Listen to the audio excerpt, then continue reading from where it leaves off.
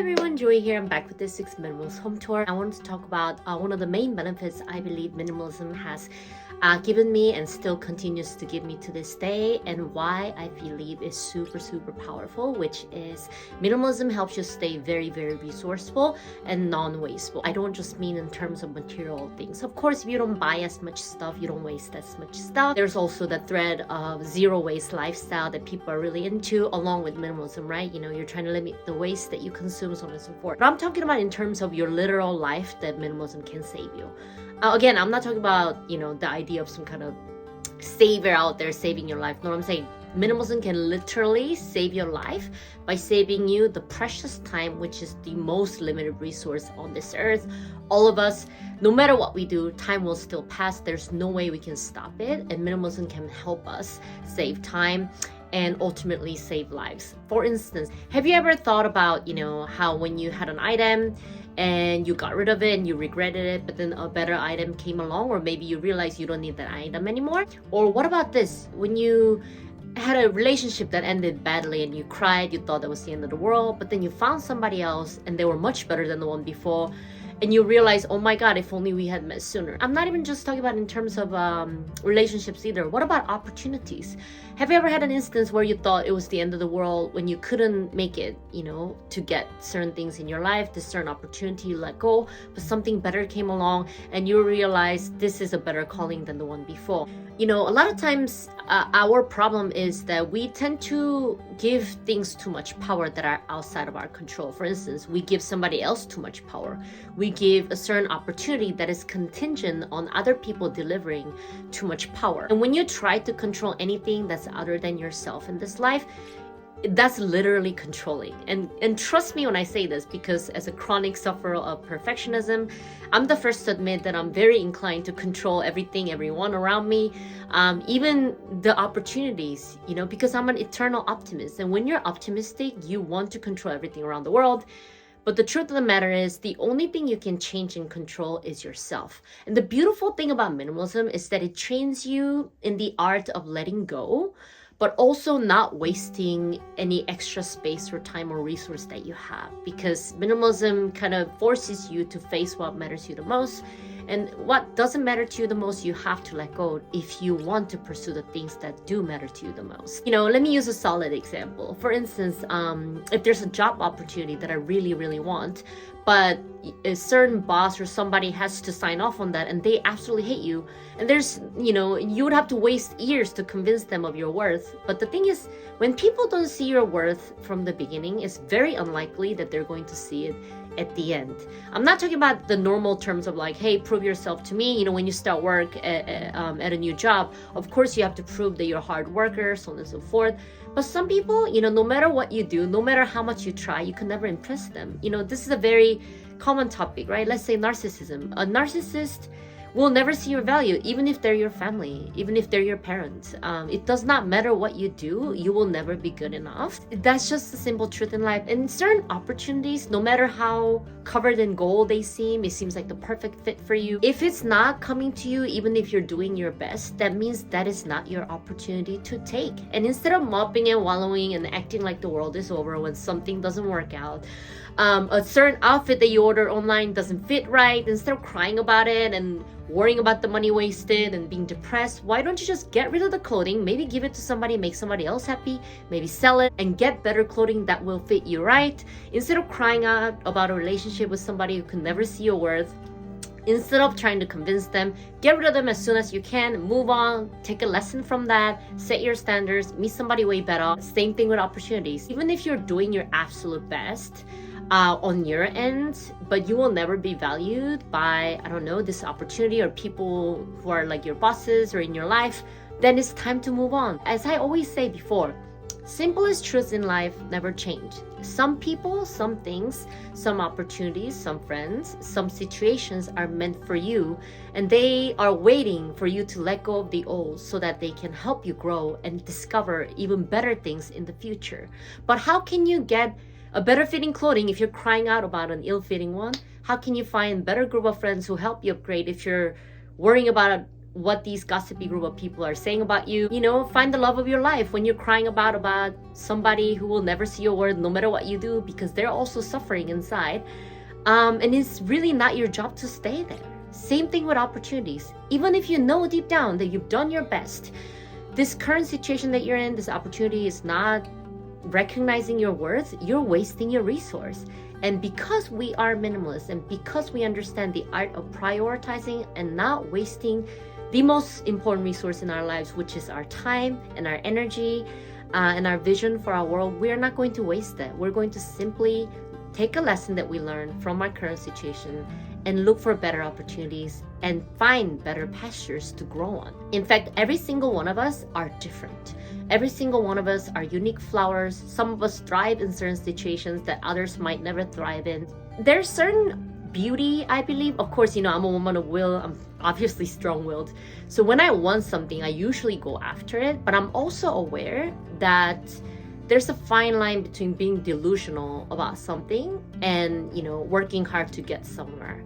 For instance, I will do my absolute best, no matter what it is, what situation that I'm in, even if when it's picking out a clothing that's perfect for me, something simple like this, or even finding my life's purpose, no matter what it is, I will do my best, but I would also observe the outcome. You know, someone once said, right?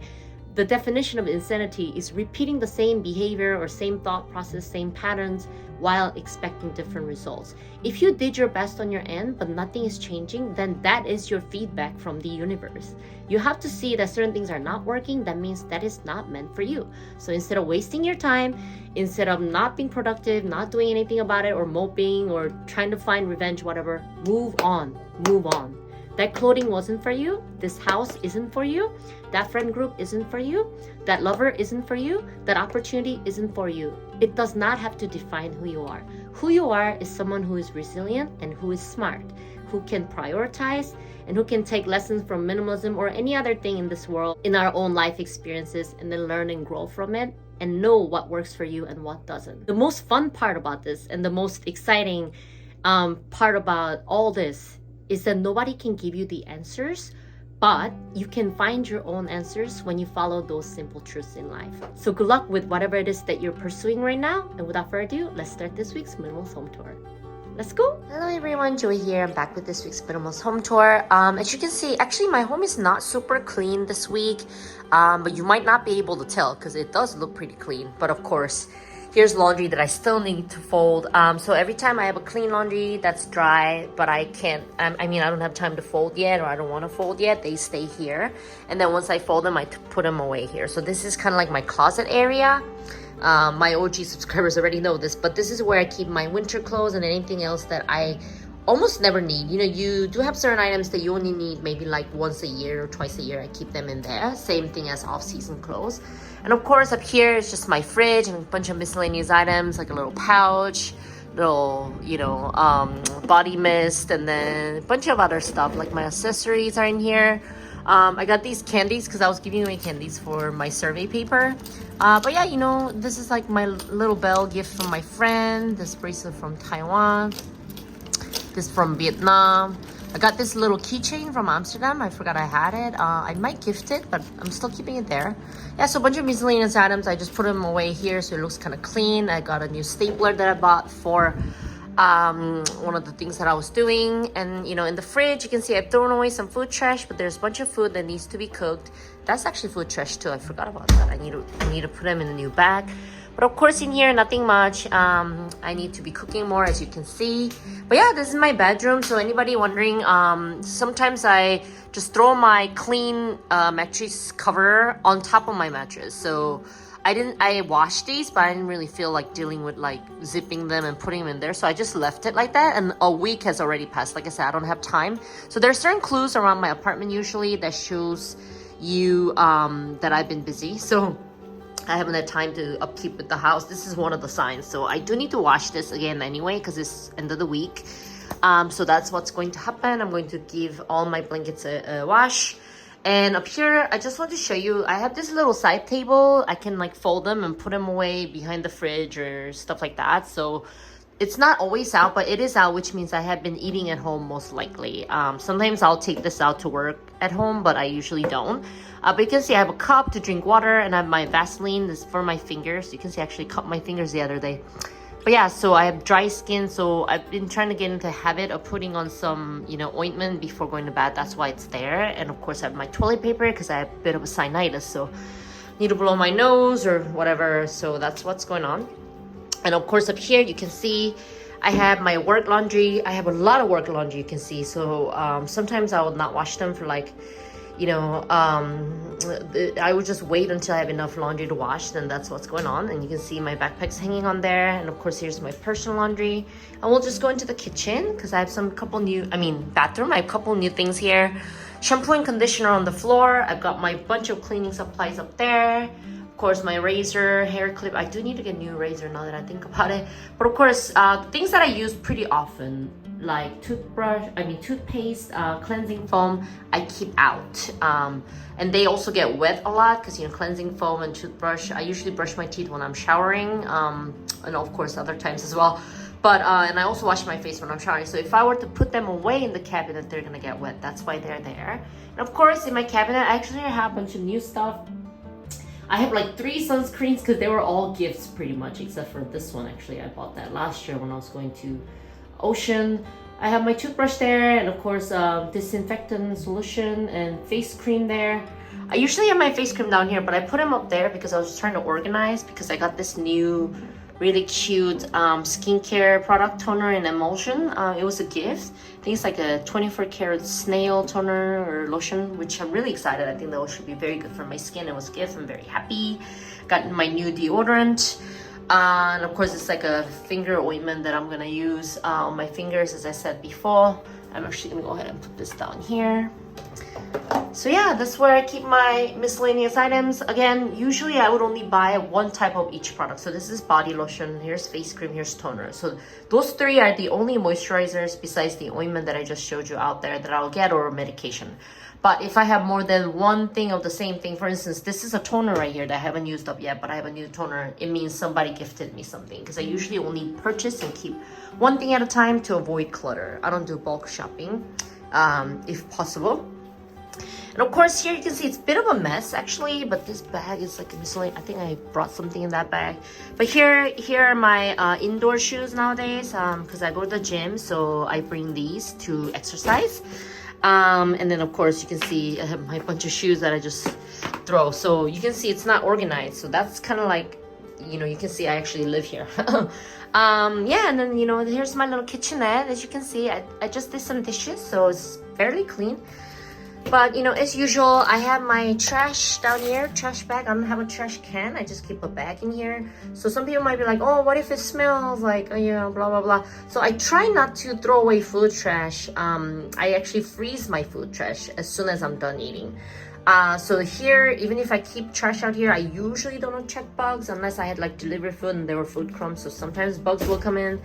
I've only seen one big bug this year, so hopefully it will be good. And up here you can see I have a bunch of miscellaneous items, anything from rice packets to board games to bags and miscellaneous items, and even like food.